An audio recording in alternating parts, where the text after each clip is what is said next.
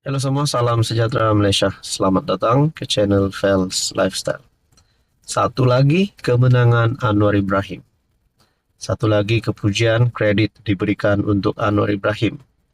Sekaligus ini meninggalkan musuh politiknya. Meninggalkan semua yang cuba untuk tumbangkan Anwar, yang cuba untuk menjatuhkan Anwar, menggulingkan Anwar. Kalau nak cakap Mahathir, Muhyiddin, Hadi Awang dan sesiapa saja yang cuba untuk tumbangkan Anwar, ini adalah satu berita yang buruk untuk mereka. Adakah dengan ini sekaligus mereka tak ada harapan bagi musuh Anwar yang cuba untuk menggulingkan Anwar, yang cuba untuk menjadi pemerintah, menjadi Perdana Menteri, mungkin tak ada harapan langsung. Kerana itu adalah harapan penyokong-penyokong Kerajaan Perpaduan Penyokong Anwar Ibrahim. Satu tulisan daripada Harapan Daily bertarikh 22 Oktober 2024.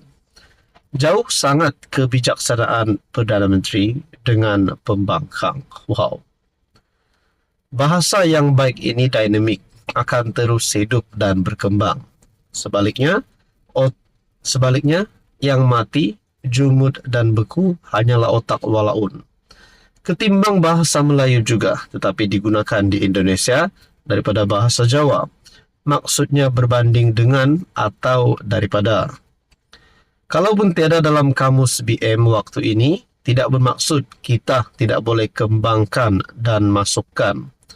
Banyak perkataan dalam kamus tidak wujud pun 10 hingga 20 tahun dulu dan diceduk dari bahasa lain seperti log masuk, swafoto, penstreaman, e-dompet, tular, dan lain-lain. Bahasa Latin, contoh, bahasa yang mati dan tidak berkembang walaupun menjadi bahasa rasmi Empire Rome. Pemimpin hebat yang visionary, ada wawasan jauh ke depan, mahu melihat bahasa dan budaya masyarakat kita berkembang. Pemimpin jumud pula akan menarik masyarakat ke belakang dan gagal memahami realiti semasa. Jika kita belajar banyak kosakata baru dalam ucapan PMX, kita juga belajar banyak perkataan tradisional dari ucapan Haji Hadi seperti kerangga, ikan seluang, kera dan tupai, dajal, itik, tempang dan lain-lain. Kalau dengar ucapan PMX dalam bahasa Inggeris, ramai yang kena buka semula kamus walhal hari-hari bertutur. Kita pilihlah nak ikut sama ada siapa, sama ada pilih untuk jadi lebih cerdik atau lebih dungu. Orang yang kaya kosakata biasanya kerana banyak membaca. Jadi mereka tidaklah perlu menegakkan hujah atau menyampaikan mesej dengan bahasa ketat, mencaci, mencarut, melabel dan lain-lain. Bagi saya ini satu kemenangan baru Anwar Ibrahim, pasti meninggalkan musuh politiknya. Apa komen Anda? Halo semua, salam sejahtera Malaysia. Selamat datang ke channel Fels Lifestyle. Sampai raja keluar titah, nak dakwah bila lagi. Satu tulisan daripada Syabuddin Nursin ataupun syabuddin.com bertarikh 19 Oktober 2024. Tengku Mahkota Pahang, Tengku Hassanal Ibrahim Alam Shah, sekali lagi menggesa keadilan ditegakkan untuk alias Awang, pekerja pembinaan yang didakwa diserang oleh kerabat diraja negeri itu. Dia alias rakyat beta, beri keadilan kepadanya sekarang, katanya di Instagram semalam. Diikuti dengan beberapa hantaran lagi yang juga berkaitan dengan soal keadilan. Tengku Hassanal mengulas laporan Malaysia Kini pada 17 Oktober lalu berkenaan kekecewaan alias apabila belum ada tindakan daripada pihak berkuasa walaupun kes itu mengundang perhatian ramai. Saya berharap ada pembelaan buat saya.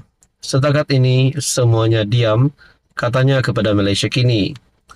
Terdahulu alias mendakwah serangan ke atasnya berlaku di sebuah kandang kuda di Kuantan pada 6 Jun lalu.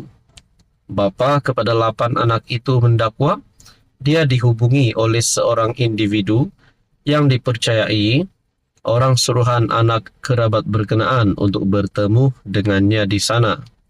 Dakwanya lagi, dia kemudian diserang oleh kira-kira 20 orang, termasuk anak seorang tengku yang melepaskan tembakan ke arah kakinya namun tersasar.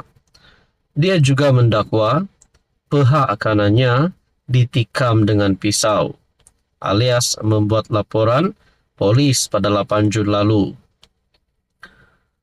Tengku Hasanal telah membangkitkan kes ini sebelum ini dengan menggesa polis mengambil tindakan tegas terhadap kerabat diraja yang didakwa terlibat. Tiada sesiapapun yang lebih tinggi dari undang-undang, termasuk kerabat diraja titahnya. Saudara Bapa yang amat dihormati, perkongsian daripada Syahabudin Husin melalui sumber Malaysia Kini bertarikh 19 Oktober 2024. Sampai Rajah keluar titah nak dakwah bila lagi. Tiada sesiapapun yang lebih tinggi dari undang-undang, termasuk kerabat diraja titahnya.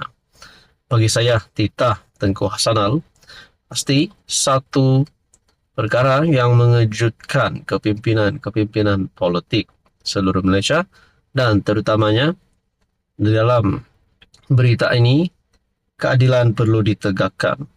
Saudara puan, apa komen anda? Halo semua, salam sejahtera Malaysia. Selamat datang ke channel Fels Lifestyle.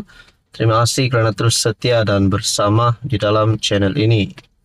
Saudara-saudara, tuan-tuan dan puan-puan, ramai yang memuji Belanjawan 2025 yang dibentangkan oleh Anwar Ibrahim. Belanjawan 2025 dikatakan adalah belanjawan yang terbaik pernah ada selain yang pernah dibentangkan ataupun yang pernah disampaikan oleh Perdana Menteri sebelum ini. Namun saudara-saudara, di sisi yang lain, terdapat satu pandangan di dalam parti komponen bersama-sama di dalam kerajaan perpaduan, iaitu MCA.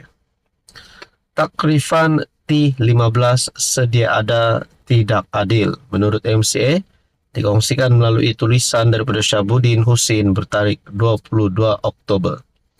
Saudara-saudara, menjadi persoalannya, adakah Belanjawan 2025 ini hanya dipandang baik oleh beberapa kepimpinan kerajaan di dalam PHBN, ataupun sebenarnya terdapat beberapa lagi yang tidak setuju dengan Belanjawan 2025 ini. Kerajaan diminta memperhalusi klasifikasi kelompok 15% teratas rakyat berpendapatan tinggi atau lebih dikenali T15 yang akan dikecualikan daripada beberapa subsidi kerajaan tahun depan. Datuk Seri Dr. Wee Ka Siong, BN Air Hitam, berkata, ini kerana takrifan sedia ada T15 yang merangkumi mereka berpendapatan RM13,295 sebulan ke atas sebagai golongan mahakaya adalah tidak adil. Takrifan itu, katanya, berdasarkan kepada data pendapatan isi rumah daripada kajian pendapatan isi rumah dan kajian perbelanjaan isi rumah oleh Jabatan Perangkaan sehingga 2022. Ini bermakna tokoh korporat dan jutawan termasuk dalam kategori ini. Begitu juga pasangan suami isteri yang kedua-duanya adalah guru grade DG48 atau penjawat awam grade M48. Adakah ini adil? Katanya ketika sesi perbahasan rang Undang-Undang Perbekalan 2025 di Dewan Rakyat. Berdasarkan rekod gaji bulanan bagi pegawai perkhidmatan pendidikan grade DG48 adalah minimum RM5,125 dan maksimum RM11,640 dengan kadar kenaikan tahunan RM250.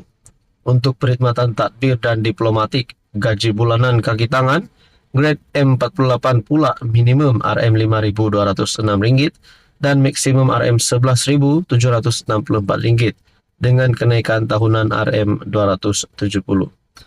Saudara-saudara, berkaitan dengan belanjawan 2025, adakah ini akan memberikan satu impak yang negatif terhadap kerajaan ataupun impak yang positif terhadap kerajaan perpaduan? Apa komen Anda?